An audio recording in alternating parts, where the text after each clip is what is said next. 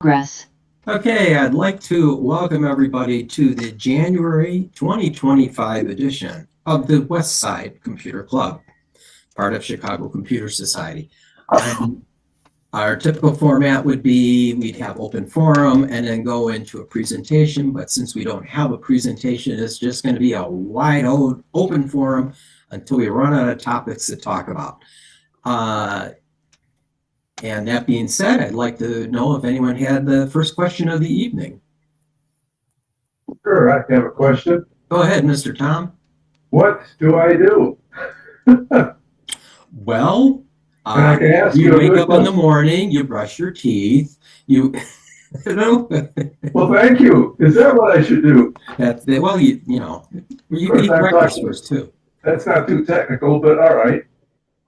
All I can say is that I don't even trust my backups now. I noticed recently that my computers have both been a little messed up, and it turns out that when I'm, doing a little cleanup and watching closely with something like the Advanced System Care utility, I noticed that it's seeing that the privacy traces, that line is coming up with quite a few privacy traces that are in it all the time. And so when I am booting up the system, one of the things I noticed when I boot up the system, and it's connected completely to the internet, it comes up nicely. Right away when I go out to the internet, look on the internet, look at my emails, things like that. If I come after looking at 2 or 3 emails, come right back and do that advanced system care function. It will show me that I have 60 of them. And that's right after I cleaned it up the night before. Well, you've got 2 kinds of things that happen. At least 2. Well, can I stop you for a second? Go ahead. One thing I've also noticed is right after I boot up, stepping back, all right? Now, what I've done is I've booted up the system, and I'll pop out the plug after it gives it maybe 40 seconds to boot.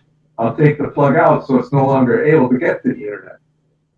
Well, in that case, it only gets 30 connections out there, and the system comes up cleanly. So I tried it without the plug for the internet. Yeah, maybe gets 12. But the system comes up, and instead of being at what I would expect to be, I don't know exactly how to say it, a 64-bit processor speed, it comes up at like a 32-bit processor speed. I don't know if those are the right numbers for it. It is a 64-bit processor, but it's really creeping slowly if I don't have that plug in there when it boots. These are the kind of things I'm seeing. Now, go ahead, Bob. As for coming up 32 bits, Windows boots in 32 bits. It later will pick up 64 bits as programs call for it.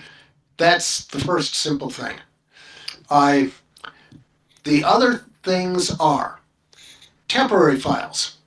Every time your computer does anything, it'll create temporary files. Yeah. This is normal, natural stuff, and some of these temporary files are open, they are in use, and cannot be cleaned as long as they are in use. Meaning as long as things are running in the background, like your browsers and your extensions, or some applications may continue to run in the background if you don't remove their permission.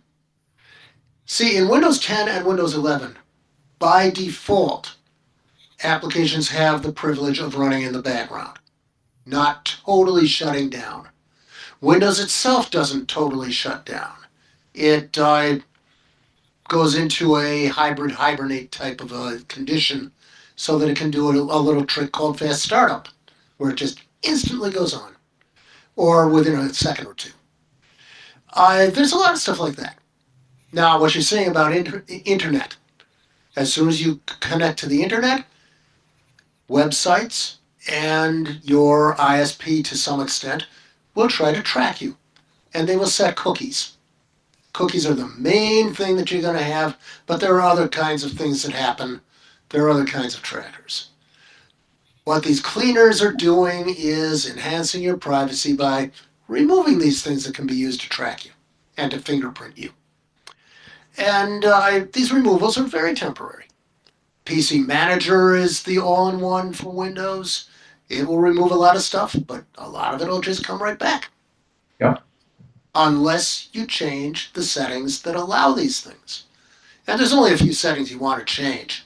Maybe revoke privileges of background of applications running in the background. Unfortunately, well, in Windows 11 you almost have to do that on an application by application basis. But in Windows 10 I think there's an all-in-one button. Tim can tell me whether or not I'm wrong on that. I only have 10 availability, so that's all there is to that. Yeah, you may be able to find a single setting that'll say, don't let the applications run in the background. Now, this won't affect Edge, the browser. It won't affect Chrome, the browser, because those will still, because of their internal settings, they'll run in the background, and they have internal settings per browser. Which you go into settings, and there's some place where you can simply hit a slider, and you will no longer have that browser running processes in the background. But that means every time you close your browser, you'll kill all the open tabs. Some of us like to keep those tabs alive. Well, actually, the tabs can be kept alive. It's just that it's another setting that has to be changed, I should say. But you have CC Cleaner that cleans up a lot of the cookies as far as that goes, not all cookies. And you have in browsers either performance or system label in the settings, and there you can have it stop keeping most of the browser in memory when you close. When you close without changing that setting, it leaves about 80% of the program in core. And they're presuming you're going to be going in and out of the browser frequently. So it's almost instantaneous. The only thing they remove is the user interface of the browser. As far as things like temporary files, like Bob was mentioning, that is a source of headache. It's usually very small files. More large files are log files, and anything you do on a computer, no matter what it is always being logged as to all your activity. There are also, with some pieces of software that you may have installed on your system, a detection of PUPs, probably unwanted programs. In some cases, if you have them quarantined, the program they are associated with no longer works. On the other side, you have programs. They could be, they're actually little sub-programs. They perform functions that are required by the parent program. And what they do is provide some kind of connectivity service or function feature. And without having that particular capability, can cause the program not to work. You have to reinstall the program. It puts the pups back in so that program works again.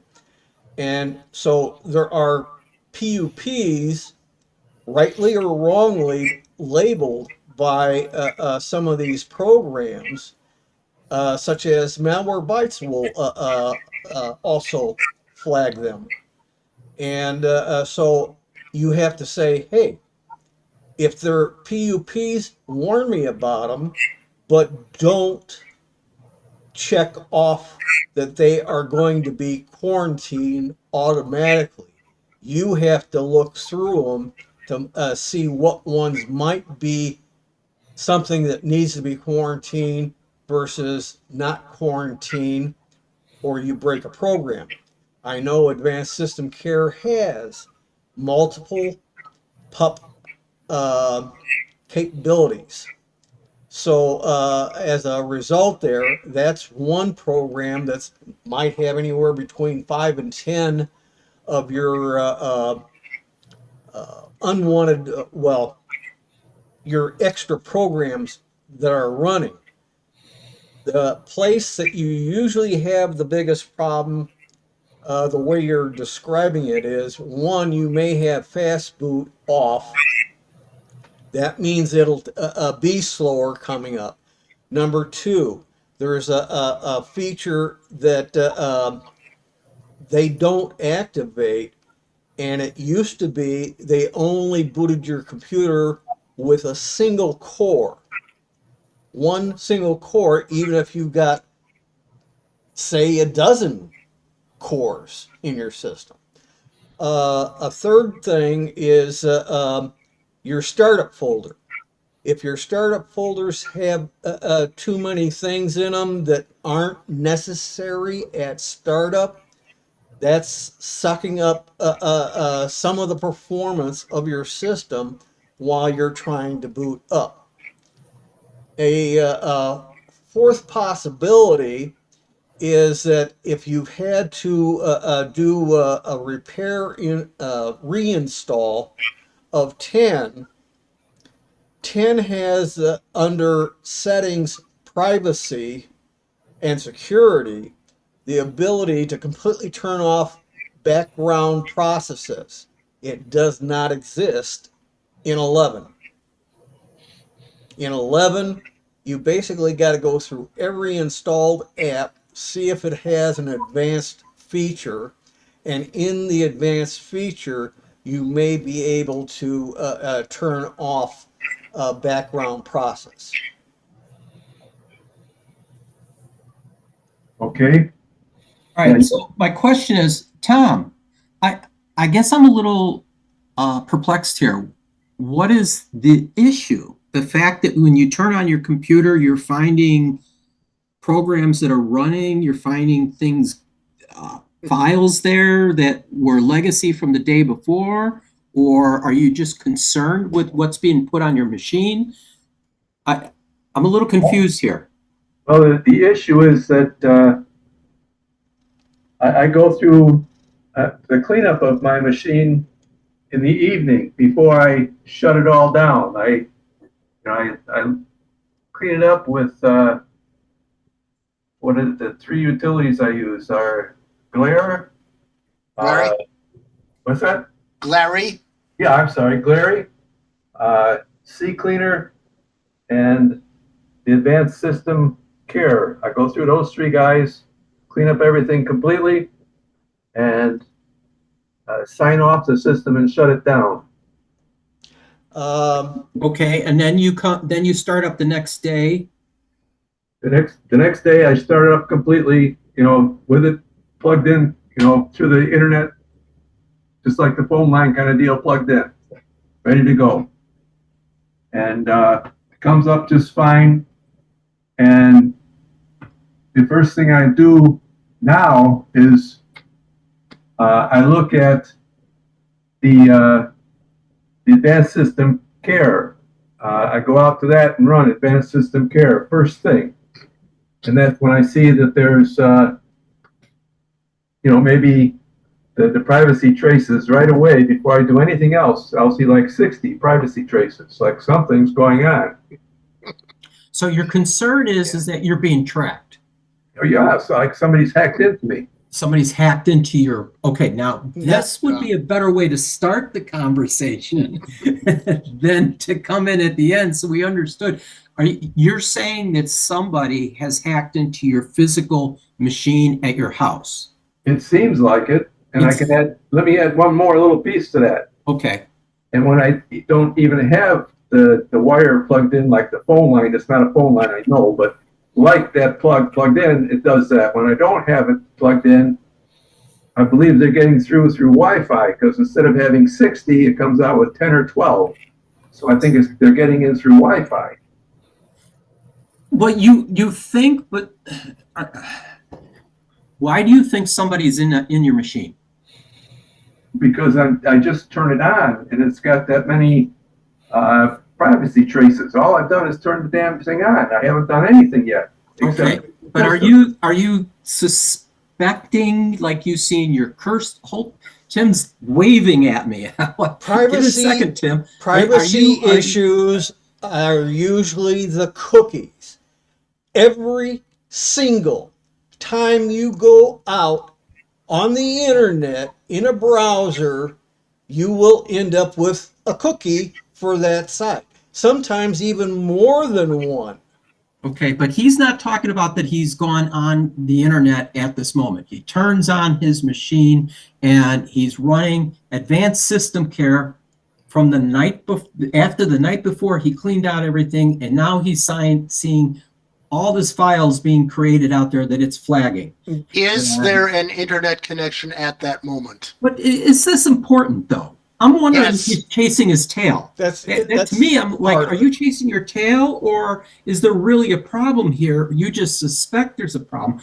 We're not. I don't know. I'm being devil's advocate here. The answer comes in 3 parts. Okay. 1, there are tools that will allow you to check and see if there are intruders in your network. What tool? Any Wi-Fi analyzer, a good one anyway, will tell you who's online. Okay. And who's using yours, and who's using everything else in the neighborhood. And that would be ran on a separate device, correct? Something like your cell phone or something. You could do it that way, or you can run it on your own PC. Okay. Yeah. For example, I have a utility called Homedale, but it's very similar to several others, Wi-Fi Analyzer, etc. Okay. All right. Please continue. And what you're doing is you're just seeing who's on which frequencies and who's connecting. You will see yourself, and it'll probably be the strongest signal. Right.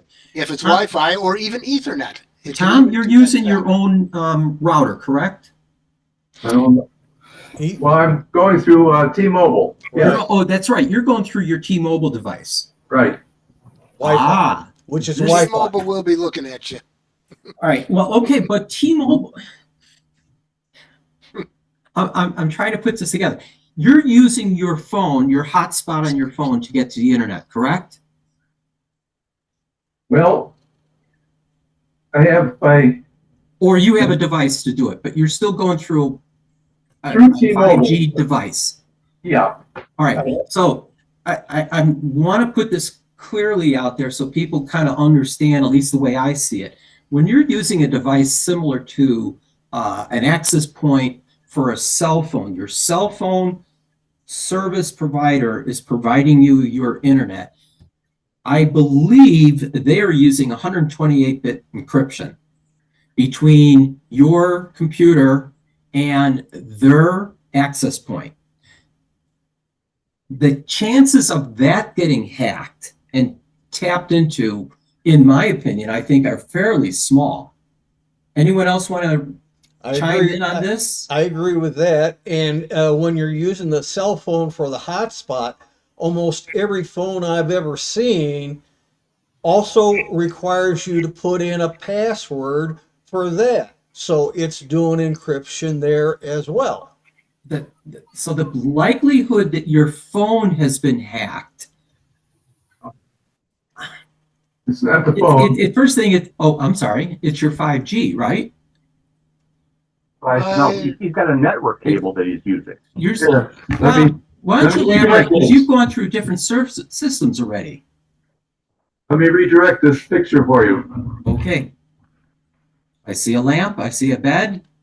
I The see a black box. This box right here. Okay, that's the 5G internet. Right. That's the internet connection. All right, and that is using cellular technology to talk to a cell tower. Or one of these neighborhood connections that they're getting now, which are the same network, but they operate differently. Okay, aren't those still They're still high-band 5G. encryption? They have the highest degree of encryption, WPA3 or whatever. Okay, all right. So now he has a device that's in his house that is an access point, or that's his router. Is it broadcasting a 2.4 and 5 gigahertz signal? Anyone know? I think it's only So 5. the router, Tom, let me ask you, you keep talking about you connect a cable to your computer. That cable is coming from that black box that's sitting on your tabletop there? Yes. Yes. All right, so he has a network connection. Yep. A hardwire network connection coming from the T-Mobile gateway, which the T-Mobile gateway, does the T-Mobile gateway that you have, does it have a cable going to it from the outside, like a cable No. box? Yeah, no, it's strictly a 5G box getting its signal over The the cellular network to that gateway, and the gateway is hardwired to his laptop. If he says, Tom, correct me if I'm wrong, you say if you disconnect the cable to your laptop, you still get a few of these privacy traces. Is that correct? If I disconnect the label or the cable from the laptop, I still have, well, I don't even do it on the laptop. I do it on a desktop, which is a hard to connect. But yeah, I have antenna cables on the back of the desktop, and those antenna cables or antenna things are getting the Wi-Fi connection. Okay. Okay. Is that something that you need? You need No, to I have a could- Wi-Fi no. connection? No, Okay. Well, then you can actually shut that off Right. through software. well, how do I say this one? I have found in settings how to turn Wi-Fi off, and I've done Okay. that. Okay. Because you don't want to have Wi-Fi and your hardwire connection running at the same time. Right. One or the other. Yeah. The other thing is there is on most computers a hardware switch which can turn off the Wi-Fi or a keyboard shortcut. Oh, well, On a lot of laptops, I don't know if there would be on a Not on the desktop. desktop. On Yeah. a desktop, he could just These are, turn it off. These You are can turn off older Just disable the machines. Wi-Fi. The tower he has is a very old HP. He has the laptop, which is one of these antiques. AMD A series processor low end laptops. But we're talking about a desktop computer. Yeah. Right. Yeah. So I guess what I was trying to, when we're analyzing this, is figure out, does he have an intrusion problem? Probably And not. is it a local intrusion, meaning a next door neighbor, or the likelihood of being a next door neighbor, or the likelihood of somebody else intruding in on his signal in the area? And I think the chances are fairly minimal, if not impossible. Well, if he's it would for his improbable. his terminal, not the terminal, the router modem piece from T-Mobile. If somebody has his Wi-Fi passwords or passphrases, they might be able to get in and use his internet. Whether that would let them get into his actual machine is another issue. Yeah, so basically we're trying to tell you, Tom, I think you're chasing your tail. Well, there is one other thing that I was trying to bring up earlier too. Tom, on both machines, from time to time, you have to bring up File Explorer, find your C drive, and right-click on the C drive in File Explorer and then click Properties. It'll give you a small chart as to how much you're using of your hard drive versus the amount of free space. If the amount used exceeds 65% of the total capacity of the drive, then you have a problem of Windows automatically slowing you down. And that usually means you've got too much collected on your drive that might be garbage, old stuff you don't need anymore to get rid of, or you need a bigger drive.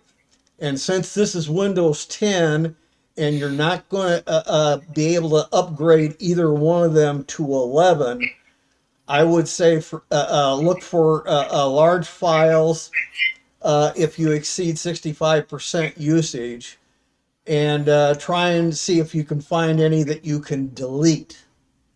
That'll free up some space, and the closer you get down to 65% or below of used space, would save you the grief of Windows automatically slowing down. And there are programs that can show you the size, they can show you graphically the size of everything on your computer, from largest to smallest. WinTree is one of them. Yeah. Tree size is Tree another one. size. Okay. Yeah, I can tell you guys that on both systems there are SSD drives, and I don't use them for anything but system. Everything else goes out to the D drive. Guys knows what he's doing, so there you go. Yeah. You know, Tom, one of the things you could do would be an in-place install of Windows 10. In other words, reinstall Windows 10. And you just, since I touched on that, I will give you from personal experience. I just did this a little more than a week ago on one of my machines that I was extremely nervous about doing an in-place install because I was afraid it was going to wipe it out and I would lose everything. And this had a lot of important files on there that I didn't want to mess up or have access to.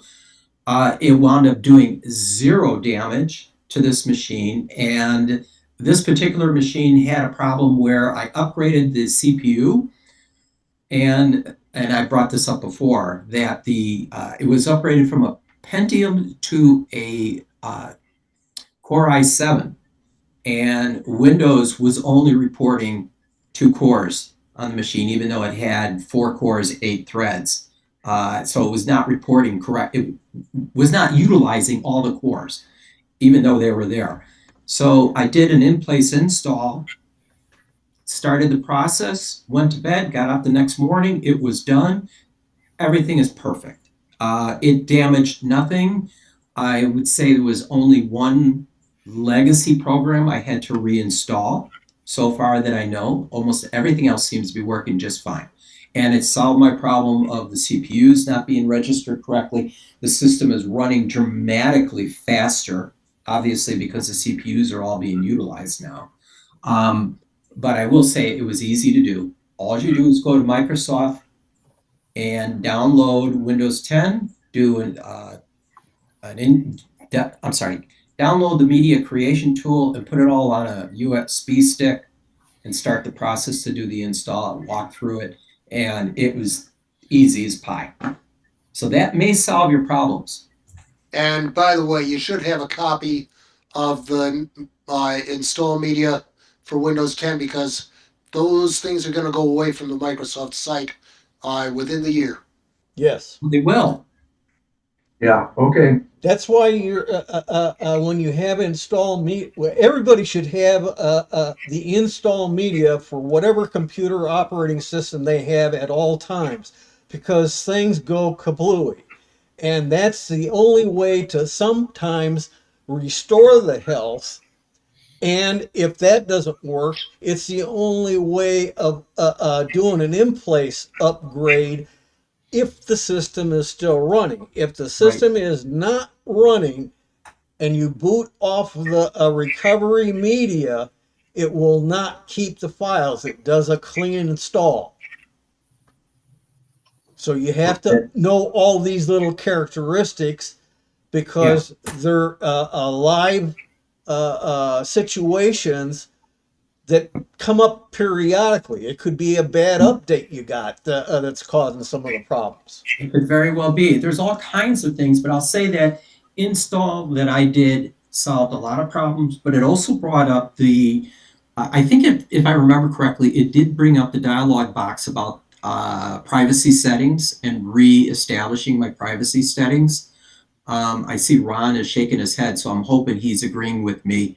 So, Tom, if you're concerned over those privacy settings and you want to revisit them, this would be another way to address that. Do an in-place install. It'll probably, at least it'll let you feel comfortable that Windows 10 is operating the way Microsoft intended it to run. One other thing, if you want a program that will put in some rather standard privacy settings and improve your privacy, though it's not as necessary for 10 as it is for 11, there's a company called O&O, and they have a product called Shutup 10, which is designed strictly for getting your privacy settings set up and making it's sort of like an INF file that no, it's a config file, I'm sorry, which will save those settings. So you can restore them anytime. And believe me, when Microsoft does an update, you're likely to get your privacy settings changed. You said that program's called O&O? O&O. O ampersand. Ampersand O. Shutup 10. Right. Now, as far as what Bob brought up there on some settings, believe it or not, when you're getting Microsoft updates, 10 or 11, a lot of times they are trying to give you settings that will give you a gee whiz look.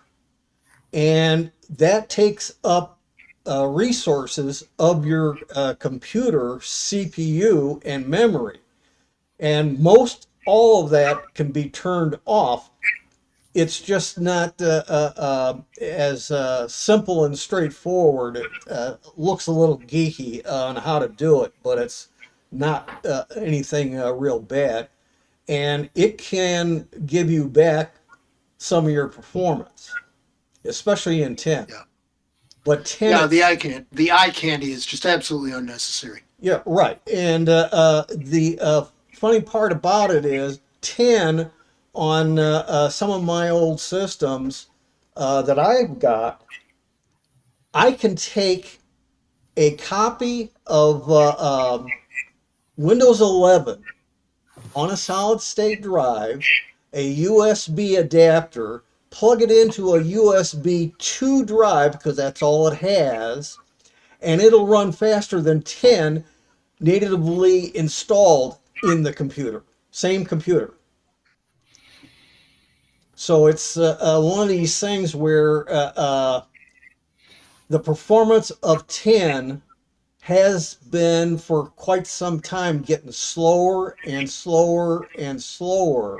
And I don't know if that's something intentional or not.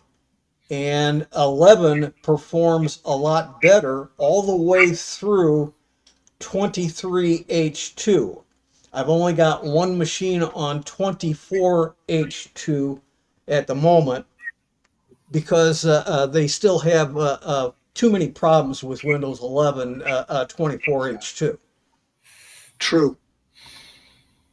But the point is, there's a lot you can turn off rather easily.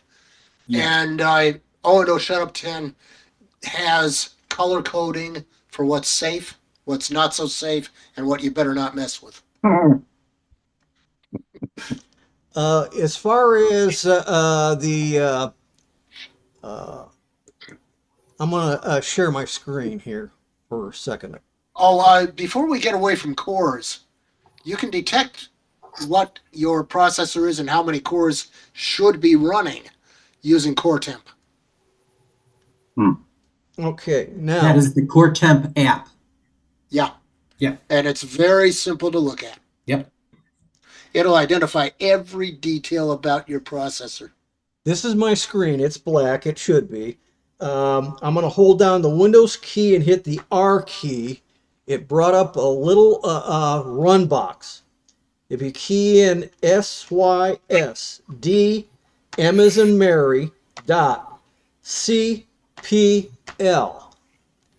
That's hard to read, but it's S as in Sam, Y as in you, S as in Sam, D as in David, M as in Mary, dot, C as in Charlie, P as in Paul, L as in Larry.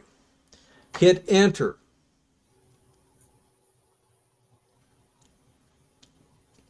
And I have to put in Is this this is a UCL. It's got to have the master password. So bear run it as with me a little bit. administrator? No, you can't make that stuff bigger. Now, this screen here. Now, this is the target screen. I cannot make this bigger. Windows doesn't allow it. Properties. Never did. Now, if I go into the middle tab, it's called Advanced. Very first settings button. See all these? I left them in case something like this would come up. I turn off all this garbage here and only leave these four. Hit apply, and that will alleviate some of the load in memory and on the CPU, particularly during startup. But it also applies just doing everyday things on your computer. So this is one of the internal tools. I'm going to do another one. A Windows key R again. MSconfig. MSconfig. And again, you have to give the administrator a password.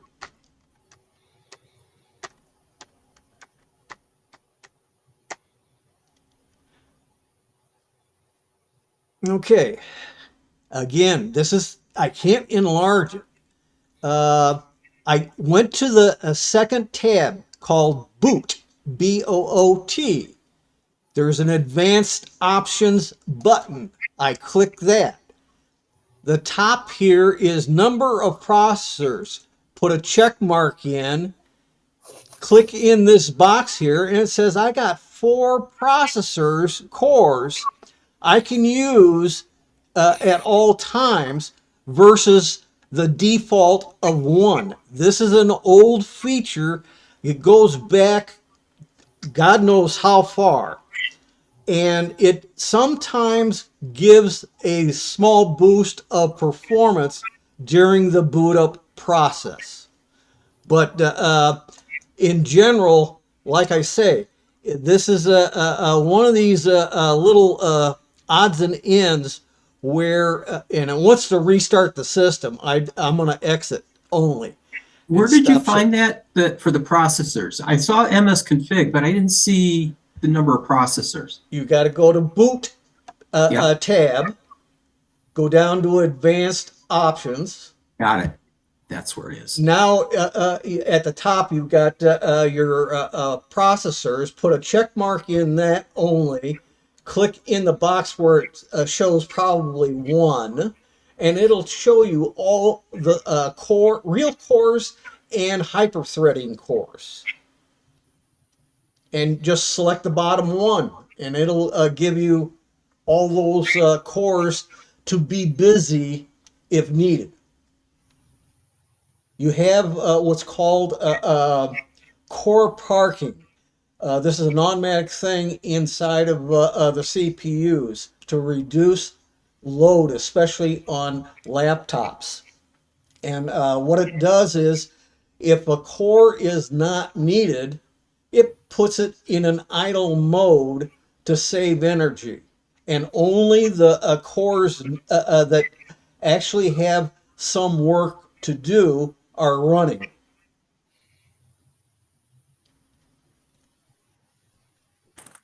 Okay. Okay, I think we went through that, but back to one thing, Tom, if you do an in-place install, like I was referring to earlier, that may address your your problem with 64-bit versus 32-bit. It'll make sure everything is at the right bit level. I kind of glossed over that easily, but that may help. Good question. Next question, new direction. Harry Nelson, we got one from you? No. No, Harry? the only thing I was thinking about, Tom, is it might be a good idea to go through his startup and clean it out if he hasn't done that in a long time, because it adds a lot of time for starting up if you got stuff in there that you don't really need. Good point. And you can always experiment on what you want to turn on and turn off. Excuse me. Actually, you By don't going have, through and doing the check boxes. actually, you don't have to experiment. Turn everything off. Shut down. Do a reboot on the computer. Anything that has to run will be turned back on, and everything that doesn't really need to be run will be turned off. Okay.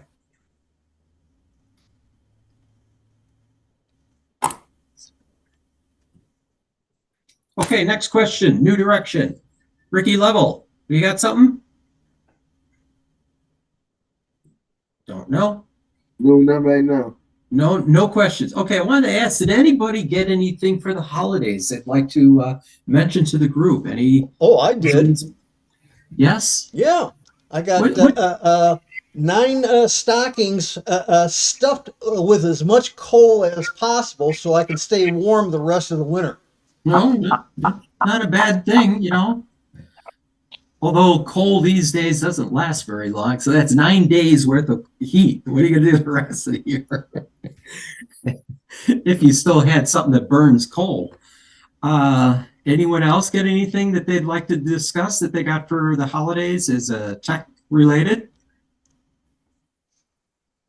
None. Nobody got a watch. Nobody got a cell phone. Nobody bought a TV. Tom's nothing. That reminds me, and this is just an aside. Tom, because you have old equipment, what are you going to do come fall? Probably come summer, I'll be getting something that is much newer, a new laptop, because I'll replace the desktop. Something that's got a lot of guts to it. They have already been saying in the news, because of the threats of Trump's tariffs, if you're looking for anything in electronics or clothing, get it now. Period. Otherwise, you may be having to spend a lot more money than you anticipated. Oh, Because well, the customer ends up paying the tariff in the end. yeah, that's true.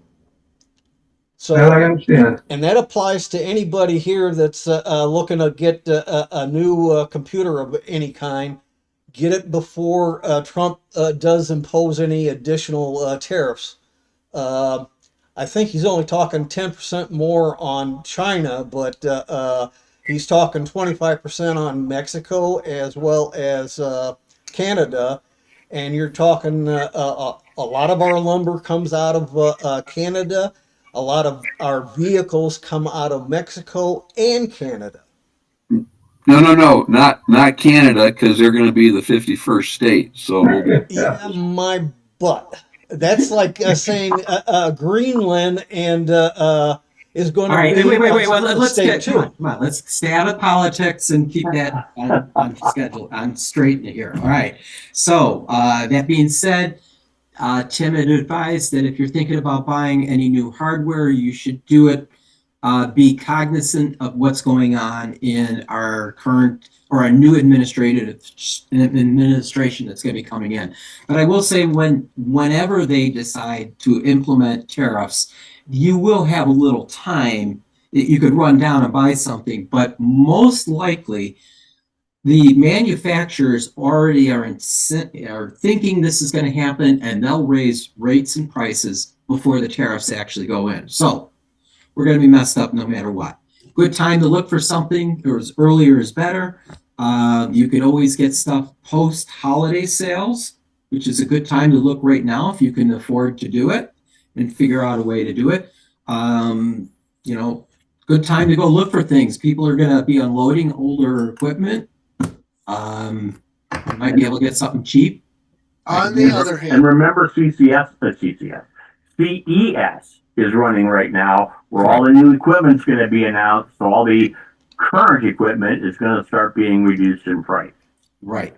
and remember, later in the year, there are going to be people junking Windows 10 items that cannot be upgraded. If you're a person who doesn't mind trying to do the extended support of Windows 10, or if you're a person who doesn't mind trying to wrap your head around Linux, you will have many opportunities. Right.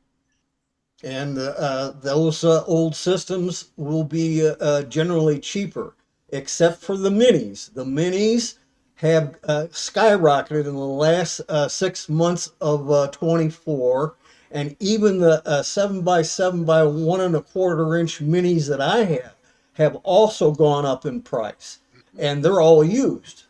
So Yeah.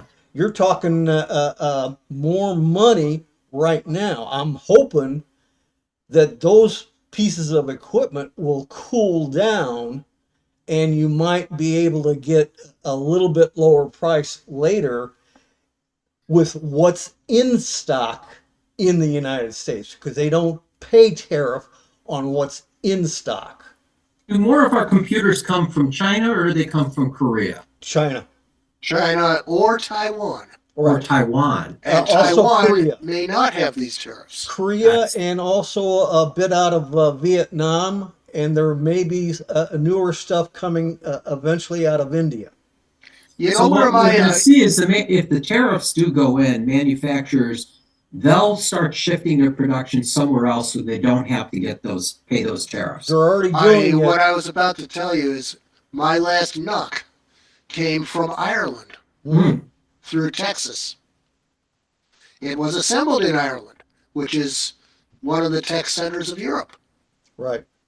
And also you have, I've been hearing some things that Indonesia is trying to lure more business as well. So that'll be another hot spot for manufacturing. But a lot of what was in China already has started moving to India.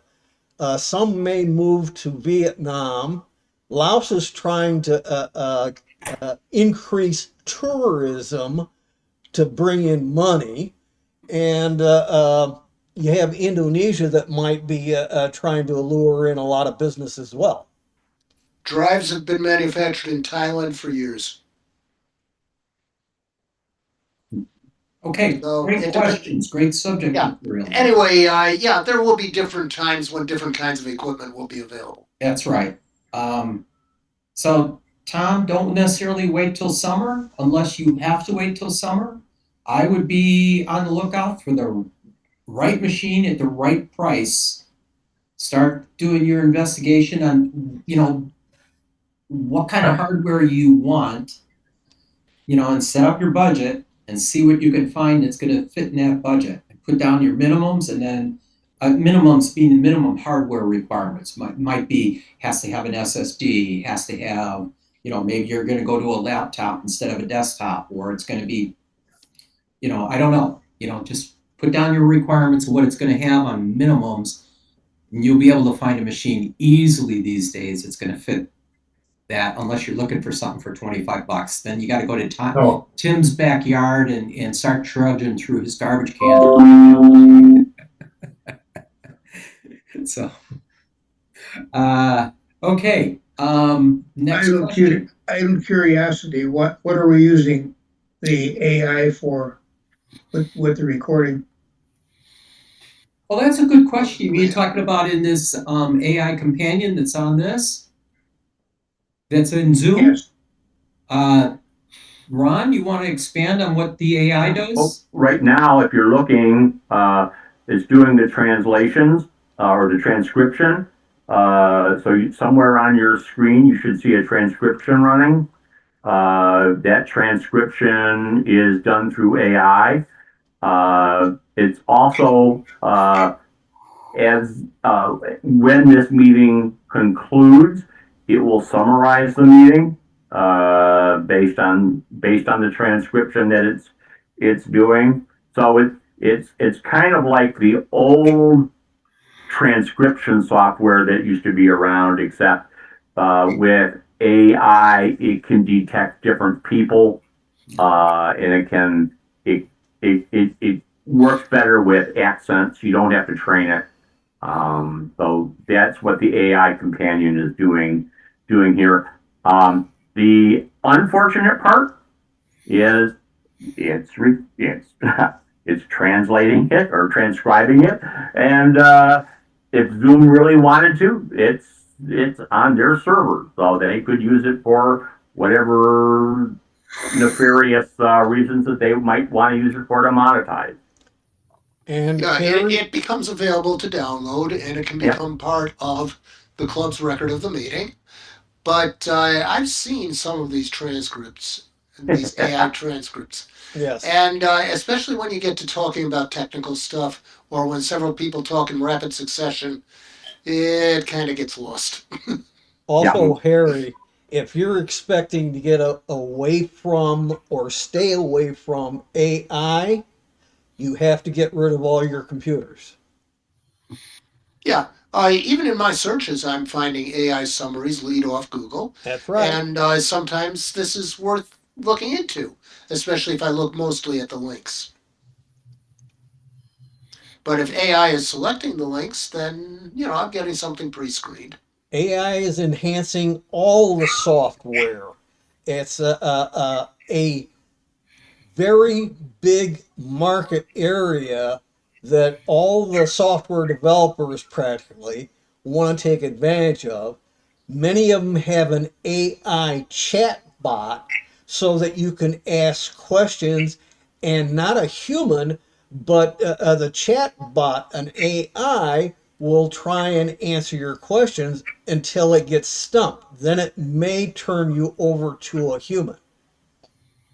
And even when you think you're talking to when it says it's turning you over to a human, that might just be a different AI. Yeah. Might be a Ralph. higher level AI. Yeah, they have different levels of escalation. Yep. The thing is, if you choose your AI in advance, you can do something called setting its temperature, which means you can set it so that it is aware that you're having a technical discussion, and it's more precise rather than creative. But AI is here to stay. Harry, did that I help? guarantee you. Harry, Did that answer the question? anyways. I guess My I space, my I did space say I bar did wasn't use. activating. I'm sorry. My space bar wasn't activating the mic, but Got basically just a clarification, asking questions. it. Okay. I thought that's what we're here for. Right. Yeah. That is exactly right. Dennis, you Yeah. have your hands up? Yeah, question. We've got an old iPhone. How old? Pardon? How old? I think it's a 6 Plus, which which no longer gets updates. Not Mhm. surprised. So they've been saying that, if you have a phone that no longer gets updates, you really shouldn't use it anymore because of security risks. So my question is this. So I have a relative who doesn't use technology, but they could use a phone as a backup, cell phone. If they only use this iPhone to make phone calls and receive phone calls as a backup to a regular landline, just receive and make calls. and not use Safari or the internet or any apps, is there a security risk in using it only as the telephone? That's what I'm going to ask about. A So, slight possibility. If he takes it out of his home, such as when he's going to the doctor's office, or if he goes shopping, something like that, you can have the Wi-Fi and Bluetooth turned off. If they're Okay. off, you're okay. If Okay. they're on, you become susceptible to hijacking. Okay. You also have to make sure your cellular data is turned off too. Cellular data. Okay. This Put it way in it won't go airplane on the mode. internet, and then you're just going to configure that strictly as a cell phone service. I would basically uninstall almost everything on that phone and turn off everything except cellular. But I understand, but I question how long this phone is going to be viable for. How long is that battery going to last? That it's going to be usable. At an iPhone 6, the battery is at least what, 12 years old? Well, there's another thing to consider is the cellular carrier may not even allow you to add that phone to their network. That's probably right. I forgot about that. That system that it's on may already be shut down, the old systems. You know, The thing that stays live is 911. 911 will still work no matter what. Well, no, the phone works now. Yes, but how long is that an LTE Sure what phone? Drew- I'm not quite sure what Drew meant. It works Well, now. what he's talking about is there's different types of cellular services that are out there, and one of we know what 2.4 I'm sorry 5G is, but way back when phones first started, there was LTE. there's Or 4G before LTE as well. there was another one before LTE, but LTE I think is the last one, right? Well, And that 4G LTE was the last before 5G. yeah. right, and LTE isn't that being shut down? No, No. 3G is being shut down. 3G. 4G and 4G LTE still work. Okay, 3G, 2G, and if there is such a thing as 1G, those are all dead. They didn't call it 1G, but there is.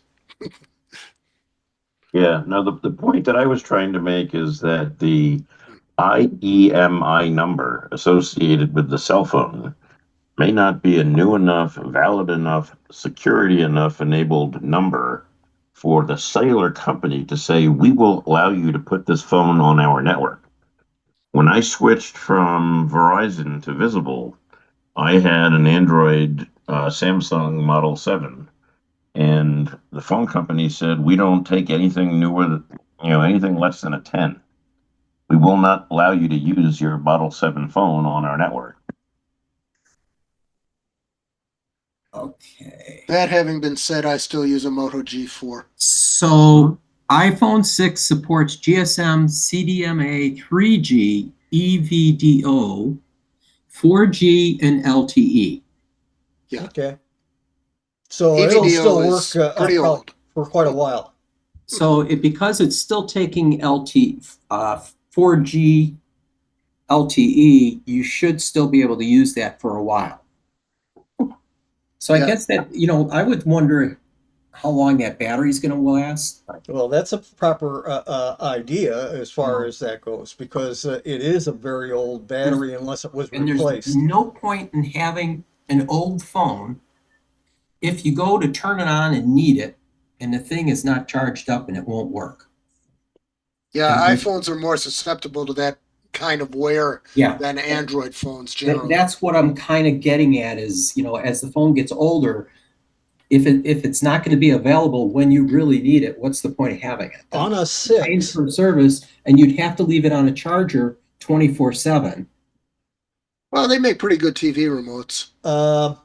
for an iPhone 6 that you mentioned, Dennis, does it back come off to let you change the battery, or is it sealed? It's sealed. Yeah. Okay. They're usually sealed. Yeah, you would have to spend nearly $100 or more if you can find a place that can get Apple's battery to replace that with. Yeah. I just checked the Walmart. You can get a brand spanking new Android phone that has all the current security for $39. I don't know why you want to bother with this old phone. That exactly. You can get these, crickets, and there's cheap phones that are out there that are pay as you go. Right. And if you never use them, you don't pay anything. And you don't have to use like AT&T, T-Mobile, and Verizon. There are lots of other carriers, and for seniors, one of them is Consumer Cellular. Right. And that's very cheap. For plain phone, you can get that for about $15, $16 a month, plus whatever fees and taxes have to be paid. I'll go you one better, $5 a month on US Mobile. Okay. And I do have data. I'll tell you, here's what I do. I have a phone and a prepaid calling card in my glove box in my car. And it's not activated on any service right now, but if I needed to, I could take unwrap the 100 minutes of data that I bought and activate the phone and use it. Other than that, it just sits in the dash in the car and does nothing. Perfect. And you can do that for under $50. All right. So Drew, now you're still stuck with this iPhone 6 that you don't know what to do with. You mean Dennis? Dennis. I'm sorry. Not Drew. Drew. Oh, sorry, Drew. Dennis, what are you going to do with that phone now? Well, something else that was brought up at a previous meeting, as I was talking about, how can I get a better camera? Like I want to point it at one of my other computer screens, like my Linux, so I can show Tim and other people during our Linux meeting things I'm seeing on my screen. So someone suggested, well, maybe it was could have been Ed, using a phone. Yes, using you can. a phone and another camera. And so in 2020, up the question, using that iPhone 6 Plus, if it's a security issue, could it still be used during a Zoom meeting to do that, or is that a security issue? No, it's a case where, first off, I published probably a couple times, but you can go out to YouTube or to a general Google type search using a smartphone as a webcam camera. You have to get an appropriate app for that particular phone that will work as a webcam with the cameras on the phone. You then use the charging cable plugged into your USB port of the computer, and you'll probably need one of these mini tripods that hold a phone in them, so that you can just set it on your desktop pointing at the screen, and that would give you exactly what you're looking for. And I'm pretty sure the microphone still works also. Dennis, if you're not doing anything, if you removed all personal data from that phone, more or less, I would almost like reboot the phone, reset it to manufacturer settings, and then download the Zoom app and just run Zoom on there. And you've never set up a cellular or anything else, there's no security issue then. Well, he's trying to use it as a webcam camera that he can use to point at something other than himself. Okay, but again, in the situation that I'd set up, that I painted, in other words, you Right. reset the phone. Right. That's correct. Add it to your, you have to set it up you could set it up as a ghost or a guest account or something like that. Give it a fake. You can make up an Apple ID or something like that. Don't attach it to your regular Apple ID. So it's not going to get your contacts. It's not going to get your emails, your text messages, or anything. The phone needs to be naked. Then download Zoom and use it strictly for that function. Then it's a isolated device. Does that make sense? The Zoom might work. Usually they don't tell you to use the Zoom application. They usually direct you to a piece of software that turns on the camera, the microphone, and feeds it out through the USB cable that you charge the phone with. Right, but he said he wanted to use it in Zoom. So that's where I was going with is he said he wants to participate in a Zoom meeting, kind of like you have two machines running. He'll have one on his phone and he'll be able to point it to the screen and you'll be able to see. Then he, sets it Right. down and you get two, Talking right? about. Yeah, that's what I'm talking about. That's what you're talking about. Yep. That's the way I see it. So here's where that may fail in the future, but if it works now, I mean, if it can run Zoom right now, that's great. That's Zoom the will question. eventually say that the iOS operating system on that phone, however far it can go, it does not take the current iOS. It's an old version of the iPhone, and it no longer gets updates. In fact, that's the issue. It no longer gets updates. So there may be a version of Zoom that no longer can be installed on whatever version of iOS is still remaining on that phone. So at some point, that's not going to work anymore. Yeah, I would try and find the app that'll allow it to become a webcam camera. Yeah. Okay. And from what I understand from Beata, somewhere in 2024, Nat, everybody's getting my more FYIs. If you still got the more FYIs in your email box, you could look through those to see about turning a iPhone into a webcam camera. Or Both Windows 10, both Windows 10 and Windows 11 allow you to use a phone as a webcam. It's one possible source. I just checked on the internet, and the current version of Zoom requires a minimum of iOS 13. Right. So you would not use the Zoom app. Because the iPhone 6 can take a maximum of iOS 12. Okay. Yeah. I don't even think it'll take 12. Like that.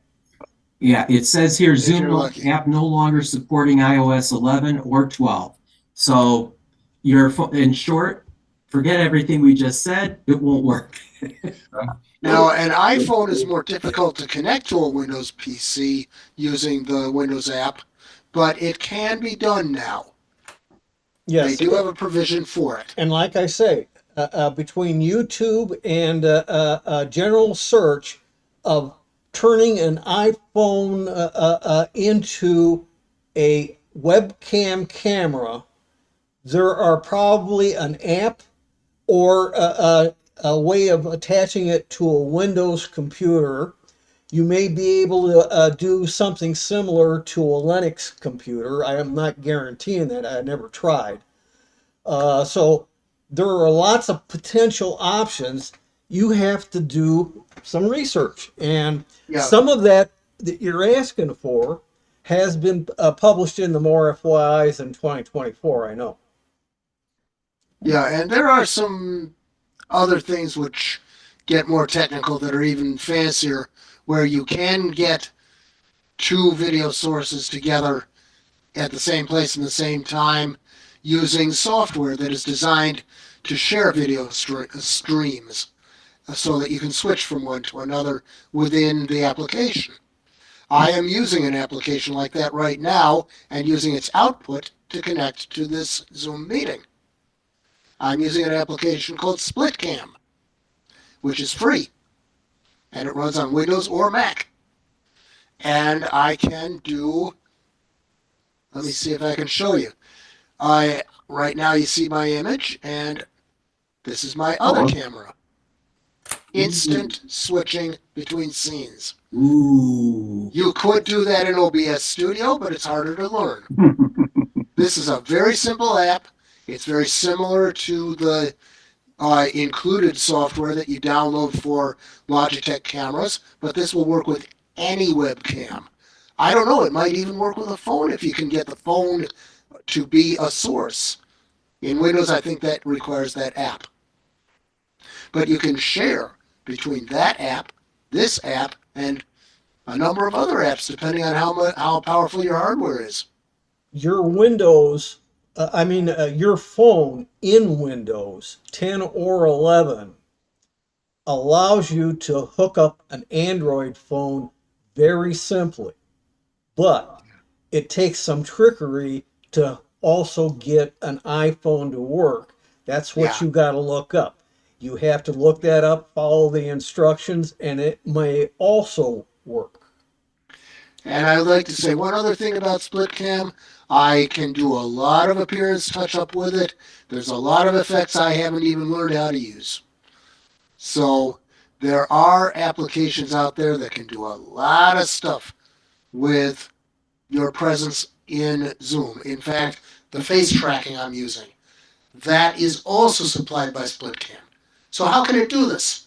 It can do this by creating something called a virtual webcam. That requires some hardware muscle, but it doesn't require a separate graphics card. I don't have one. It doesn't require tremendous amounts of processing, even though I do have it. It doesn't require a huge amount of RAM, but it needs some. And what it's doing is virtualizing your camera. And so you can virtualize one camera, two cameras, four cameras, until you run out of memory. And that also depends on your resolution. Great question. Great situation here, Dennis. I don't know what you're going to do with that iPhone 6 Plus, though. I think it's becoming a paperweight soon. Smack it. Donate it to a woman's battery shelter. By battery, I mean abuse. Not something that you run power with, because they'll use them as 911 devices. Right. Any local police office will take them as well. There you go. Yeah. And just do a complete reset before you let it leave your hands. Factory reset. Dennis, you had your hand up. Another question. Yes. Something Bob brought up maybe 4 to 6 months ago was the QR codes, and you know how QR codes could be used maliciously.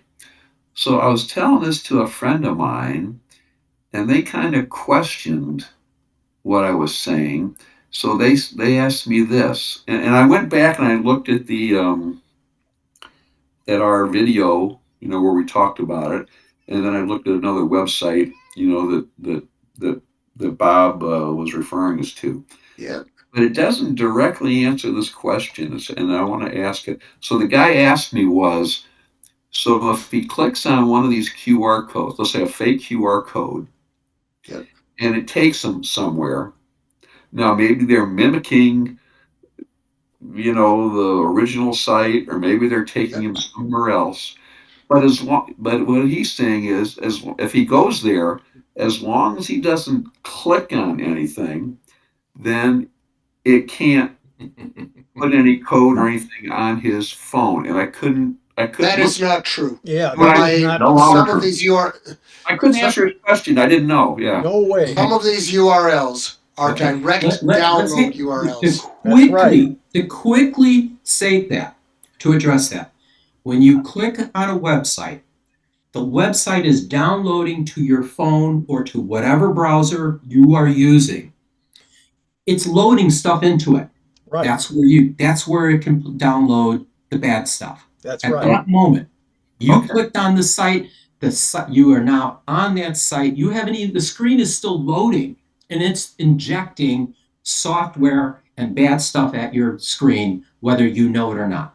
And Okay. Or it could be good stuff. The good stuff you see, I mean, that's the pretties. The name of the logo and where you got to go and click here to see this and all the good stuff. That's the good stuff. But at the same time, in the background, it can be loading in bad stuff. Does that answer it? now, if Oh, yeah. your friend goes to a store and in the window they have a QR code. Hopefully that's on the inside. He just has to make sure nobody stuck a sticker on the outside of the window up over it.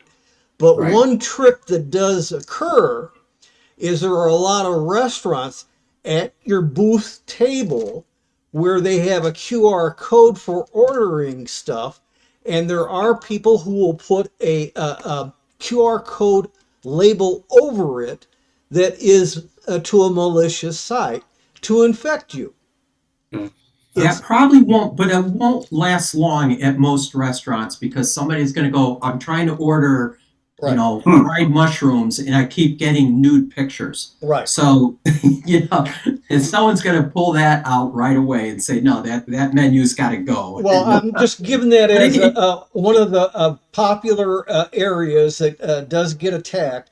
But there are many other areas that are using the QR code that could have a sticker over the real code. Right. And that code takes you to some bad place that can inject into your phone. They can then control your camera and your microphone to record anything that those items can see or hear. And they can spy on financial apps. Right? They can spy on authenticating apps, although that's a little more secure. They got all your contact information. They've got any files, especially of sensitive information that you have stored on your phone. They got all your pictures, and any of them that are kids. That's something for pedophiles. They pay big money for kids' pictures, and most Right. of So those. you can also, but you also find a lot of good QR codes out there. Let's not paint a absolutely. bad picture. Absolutely. There are bad actors, but majority of people are good actors. It's the 1/10 of That's 1%. right. But you got to be careful. That's the bad actors that make it bad for you everybody. can't- For example, I work with an organization that maintains trails, and a lot of trail maps these days, they don't want to have these paper things in the basket that people are just going to scatter all over the environment, make a mess, and pollute the place. So they have a QR code that you scan with your phone, and it gives you a map that says you are here, and it may even be, if you have good contact with GPS, it may even be able to show you where you are as you move along the trail. Because even in New England, even in the close-in communities, some of these town forests, one part of the woods looks like another part of the woods, and you've got trail markers that are A, X, Z, 1, 3, 2, and unless you're a local with a particular guidebook, you don't know what these things mean. So you use the QR code, and it gives you the map. Yeah, we're not saying QR codes are bad, period. It's a case where you got to use your head. Does this look like the original QR code label that I am trying to take a picture of? Or does it look like there's something laid over it that has a QR code that could be malicious? That's the key. There also are apps that can look at a QR code, scan it, and in many cases tell you if that's a bad one. Yeah, okay. Android phones have them. It's built in to Google Chrome, where it'll tell you what the when you're using the Photos app, it'll tell you what's it going to send me to, and as long as you can read it. The problem is if it's bad for a browser, it doesn't make any difference whether the browser's on the phone or on a computer. Yeah. It's the browser that's doing the work, not the actual device. Does that make sense, Dennis? Yeah. Yeah. So when your guy is saying, well, my phone, how's it going to affect my phone? Well, it has nothing to do with the phone. It has to do with the browser and what's the browser going to be told to do. And that's mostly what QR codes are going to do. They're going to direct you to a website via the browser. Tell your friend, too, you cannot have a smartphone unless you have a computer in your hand, which you can then add phone service, self-service, and SMS text. But you don't have to have either of those on that phone. It's still a computer no matter what, and you connect to the internet via Wi-Fi. And in some cases, newer Bluetooth can also do a connection, but it'd be real slow. The other thing I want to say about QR code scanning for malicious codes, some of the security apps on phones now will also include a feature where you can do that within the security app. Sure. That's a little safer than using the browser directly. All right. Did we answer your question, Dennis? Yep. Yep. Okay, good. All right. Bob, you said you had some information you wanted to walk us through on OBS or something like that? No. This was what I was talking about with Splitcam. Ah, And okay. I would like to share what their website looks like so that you know where you get it. But I have been showing you throughout the meeting what kinds of things it can do. Let me try sharing my entire screen share. And what I want to do is take this down and push this over here.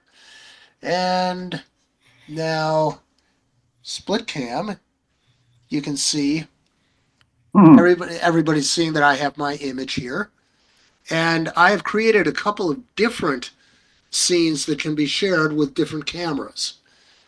There's one here, which is focused on a piece of equipment that I've had for some time that is just a preamp that I was using with my little computer because sound wasn't coming out loud enough in Linux. That had to do with some drivers. But in any event, this has many different adjustments you can make. You can do the zoom in, zoom out kinds of things. And there are chroma key effects Oh, great. that are available. This is a free app. And you can do remove background, flick it on, and no more background. Flick it off, and you've got your background. I have face tracking turned on. I can turn it off, and I'll be like this. But if it does face tracking, it'll frame my face for a video call. Color pop, you're not going to see anything because it really, in Zoom, doesn't do that much. I can do a blur background just like Zoom does and turn it on and off. And I can do this and save those settings, and then I can use these settings across different applications, even with more than one application at a time. And that is the one thing that I was not able to, let's do a cancel. I was not able to replicate these features. What happened was I used to have, with my Intel graphics driver, there used to be something called studio effects that was somewhere down here. Yeah. They took that out. Ah, And now Windows wants to do the whole thing with AI. And you need an AI PC, Copilot, and a Microsoft account to do it. Let me take you to the website. And this is, that's not it. We are going to features of this program. And just a minute, let me get into here and move my browser. Well, I'm not going to be able to move my browser much. But anyway, you can see, let me hide these. Hide video panel and hide floating meeting controls. Okay, so we have virtual webcam controls, which I've been showing you. And you don't get the webcam busy error that causes people to have to log out of Zoom meetings and back in about 1 million times. There also are, I showed you the scene switching between cameras. There's an audio mixer. There's video and image files can be used. Desktop screen share. Slideshows. You can put text over your image. It can do recording, and you can adjust the color stream for contrast, brightness, and various other things. And there's some more about stream settings, which are more advanced. You can do multi-streaming. You can stream to more than one place. So I could be on the Zoom call and be live streaming to YouTube at the same time. A lot of these are features which let me get out of the screen share. I'll hit escape and I will stop share. Just a minute. That is not what I want to do. What I want to do is stop the share. These are all features that OBS Studio does in much more detail, and it can do a lot of fancier stuff that Splitcam won't do. But for a free app that basically replaces Logitune or various other things you get with your webcam, and it'll work for a variety of different cams, maybe even some phones if you have them hooked up just right to your computer. I think it's a really neat little application. And it does what I used to be able to do with my graphics driver, only it does it better. And it's more stable. So I don't get kicked out of Zoom meetings anymore. Can it be used with the generic graphics chipset that are like provided by Intel without using a specialty graphics card or anything like that? I have no graphics card. Great, perfect. The only thing that happens is you may get video lag, where you're hearing the voice before you see the lips move. If you have a graphics card with graphics memory, VRAM, then you'll have less of that. Yeah, we got it. Okay. But Cool. I use lower resolutions to make up for that. When did you notice that Intel took out that feature? 4 updates ago. Okay, because it was on So last week. Yeah, you're right. It was like I will tell you what version driver I have. It doesn't. It's not important. But I was looking for this, and I was going to ask you tonight to show me how to set that up on the Intel drivers because I couldn't find that hidden part in there to have it do face tracking and stuff. Now you've told me it's gone. What I want to do, I have the Intel UHD Graphics 730, which is 128 megabytes of VRAM, 8 gigabytes of shared memory integrated. And I have driver number 32-0.101.6449, which was December 26th, day after Christmas. Lots of dots. And anyway, it was 31, driver number 31 series that took it out. Okay. Why? Because ARC has been retired. ARC is no longer a thing. They are using something else. It's something that sounds a lot like Beats something or another. But anyway, they're using something different, and it only works with Intel graphics cards that are separate subsystems. Basically what they're saying is we've heard too many reports, too many customer service requests, tech support requests for this ARC Studio Effects. Intel, Microsoft Windows 11 is doing their own thing they're calling Studio Effects. And Intel and Microsoft have a cozy business relationship. So buy yourself an AI Copilot AI PC and go to town with Microsoft. And I told them to go someplace else and, do something else. And I got Splitcam. Oh, by the way, there also is a driver, which normally would go with another piece of software called Webcamoid, which is cross-platform. The trouble is, now Webcamoid is payware. You have to pay to download it. And every download you have to pay for. So this one is still free. And in Windows, that's a rare commodity. Okay. It's not a Windows Store item. It's a download from the website. No, they have their own site, Splitcam. That's great. It's been around for years and years. Okay. Thank you. I did want to touch on something. I want to circle back to Drew had posted a link in the notes or in the messages to the group He sent in a link to a QR code scanner for safe QR code reader. It's available on the Google Play Store, and you can evaluate that. Drew, did you want to make a comment about that?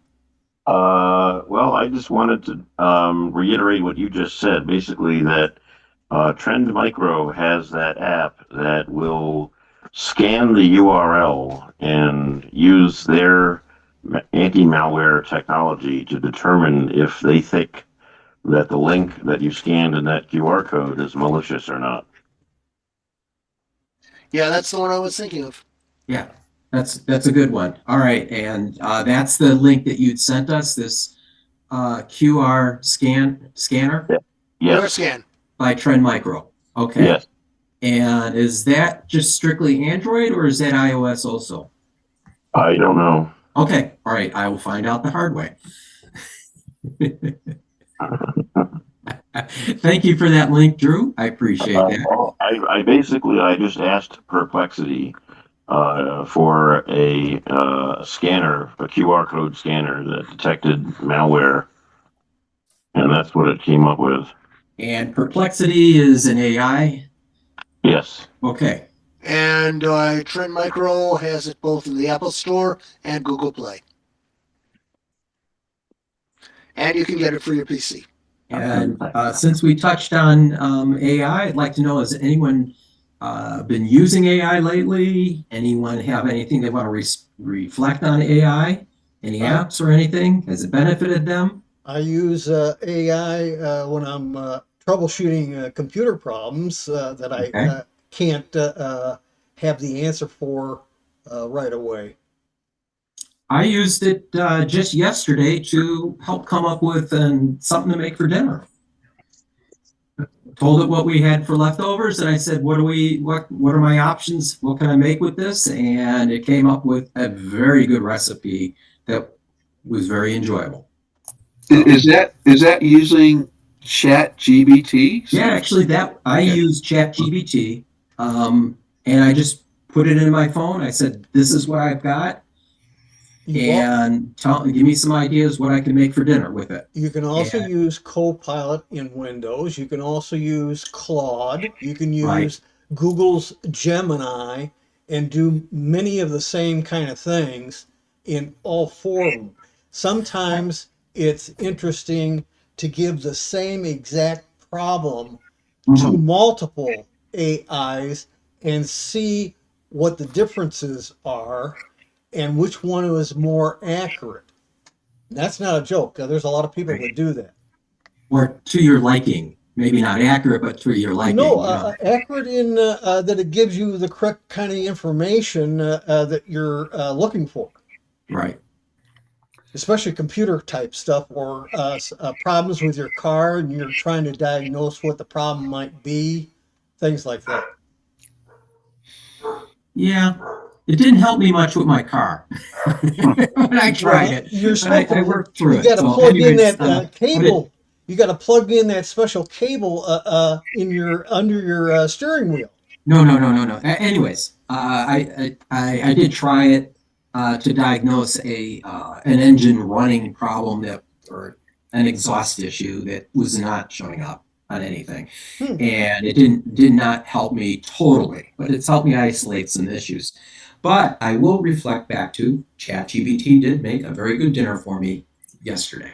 So you don't have to use it just for computer questions or car diagnostics. It could be for something as simple as what am I making for dinner, or where do I want to go this weekend, or I want to go out to blah, blah, blah. How do I do it? Or you have a problem with something and you don't have the manual because they don't include them anymore. You can go online and get the manual if you can figure out what the problem may be and maybe correct it yourself. Right. And don't forget to thank the chef for your dinner. Yep, that's me. Yeah, I thank ChatGPT, right? That's And say, right. thank you for making me a good dinner. Leave it a nice tip. Yeah, I did. So I was using Copilot. I needed to do. I I was going to write a script, a PowerShell script for looking at a Microsoft 365 enablement that we were doing, and and I asked you real simply, can you give me a script that will do and these certain different things I needed for the script to do? Very simple thing, relatively simple. And like Bob had mentioned earlier, I didn't preset my temperature. And so it decided it was going to be, give me a conversationally how it was going to do it in a Harry Potter style. And, so it's telling me about wizardry and all this other stuff. And I'm going, I was asking a business style question and it's giving me all this malarkey introduction before giving me the actual script that it generated, which was okay. I had to tweak it more, but yeah, sometimes the answers that you'll get are quite hilarious. Looking and going, okay, why is it doing this early in the morning? Especially if you're doing questions that are computer related, car related, repair of some kind of a device, whatever the case may be. Always set it to precise. Otherwise, it's set to either balance or I forget what term they use now on that, but it'll hallucinate Creative? a lot. Yeah, Creative. creative. Yeah. Creative is great for bedtime stories for kids, grandkids, great grandkids, etc. That's what it's good for. But outside of that, I don't know what else you can use creative for. Oh, by the way, there's been a news story about the Apple AI that they just put into their phones, Yes. and it's making up fake news feeds. That's good. It's Worse than saying that That MSN? means it's saying that humans. people are. It's saying that people have died. It's saying that people have shot each other, famous people. That means we don't have to rely upon people to make disinformation postings. It'll do it for 'em. Yep, that's what it's doing. Total And automation. there have been several calls to get rid of it. Good. Didn't they just report on the news yesterday before that the guy who blew up his cyber truck used Chat GBT? Yeah. He may have done some research that way, but that's not the gist of what Yeah, he did. he was trying to find out a certain amount of and type of fireworks that he would get to give him what he was looking for in Yep. effect. Yeah, he was trying to recreate a battlefield scene. Hmm. He was ex-military. Hmm. I have a question. Anybody Okay. want to move to Palisades? Go ahead, Ron. So, has anyone used any of the new Microsoft AI powered Snapdragon devices which are out there No. compared to Intel? I know somebody who has one, but I haven't heard any reports about what he thinks of the AI. Okay. I'm not really concerned about the AI as much as how well does it run Windows. Because anytime I think about ARM processors and Windows, I go, oh, I get scared. If you want to look at the current state of ARM, look at Apple Silicon. Right. That is Okay. all ARM.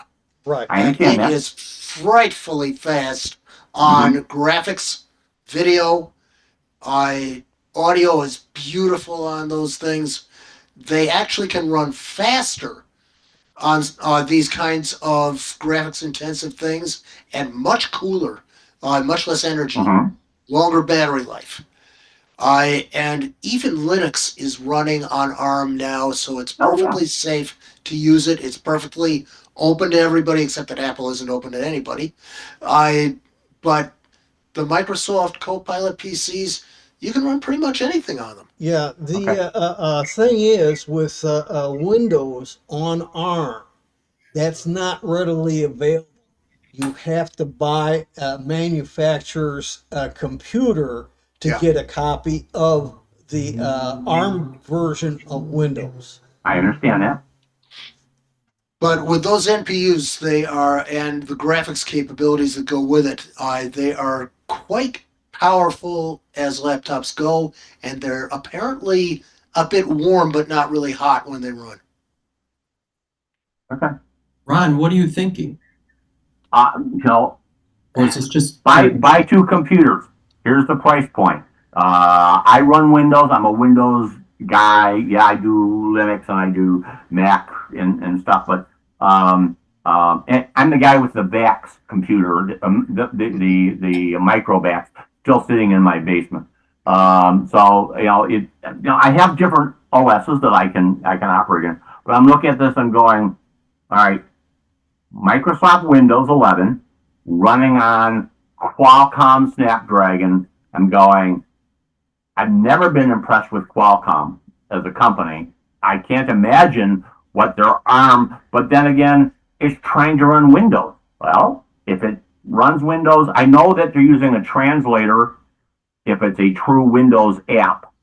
They're not running it native, but so does Microsoft, other than Microsoft, so does Apple with Mac OS. They're running a translator, for their native Apple or Mac OS app. Yep. So I just was wondering if anyone's had any experience with it, and yay, nay, who cares? Yeah. Reports are that Apple Silicon is still way ahead of the Qualcomm product, Okay. but Qualcomm is no slouch. They are Okay. actually doing a good job. However, as of this year, you've also got the choice of the complete instruction set chips that have NPUs and can therefore qualify as Copilot capable PCs. Right. Yeah, you'll start seeing the Intel and AMD offerings anytime now, Nat, because they weren't due until January at the earliest of this year. Yeah, look at CES and see what they offer. Yeah, well, those aren't business class computers, but I understand. All right. So, all right. I'm just wondering, anyone has tried a Snapdragon and what they felt about it. I was there when Windows on ARM originally came out, and it was god awful. Oh yeah, Of course, I also had a Windows phone, so you can tell that I'm one of those people that truly a Windows nerd. yeah, So, but Okay. most of I think on the original Windows on ARM, I think they were using the equivalent of Raspberry Pi chips. No, seriously, the CPU Yeah, chips. they were. And so those were real low powered at the time, and they've been increasing. Look at a Pi 5 right now. It costs you $70 if you're lucky to be able to get a 5. Oh, yeah. Otherwise, you're talking $90 or more. And they can do quite a few things with it. The 4 and the 5 have 8 GB memory modules. You can also get adapters for NVMe storage devices. Mm-hmm. But boy, you can You save a mean lot of I money. can't hook up my Tandy cassette No, basic no. player? I mean, if you can do that, I can probably do my Commodore 64s. There you go. Hey, we're in business. does I your got cassette drive still work? I have two Commodore 64s, but I have not been able to find my 2 floppy drives for the Commodore 64s. And I've got one Commodore monitor, color. Well, I'm running Linux on what used to be a Chromebook but doesn't get updates anymore. Yeah, But that's an I do that too. Intel-based Chromebook, so it's not ARM. Yeah, Right. yeah, I But it's have. very limited resources. It struggles a bit even with Linux Mint Debian Edition. Hmm. But it can do it. Oh yeah, I've got. I replaced the battery. I got That's about about it. 4 old Chromebooks running on Linux Net, and one of them is the original C7, which is also a Intel chip, Yeah. but it had also a bay for a 2.5-inch drive, Yeah. but they had a solid state 16 gigabyte in it. Okay, you pull that out and you can stick in any 2.5 inch spinning hard drive or SSD. Yeah, I'm stuck with eMMC memory. So one of these days it's going to go. It was a fun experiment, wasn't it, Bob? It's doing just fine even still. I use it for in-person meetings. There you go. All right, any other more questions for the group? Nope. I think we had a successful meeting. I will conclude tonight's meeting. And Recording stopped. Tim, do you have any announcements you'd like to make? We have next Tuesday the Tips and Tricks SIG coming up. Yep. A week from that Tuesday is the South Suburban Computer Club. 2 weeks from today, we have the Northwest Computer Club. And 2 weeks from next Tuesday's meeting is the Linux SIG meeting. Okay, I'd like to remind everybody that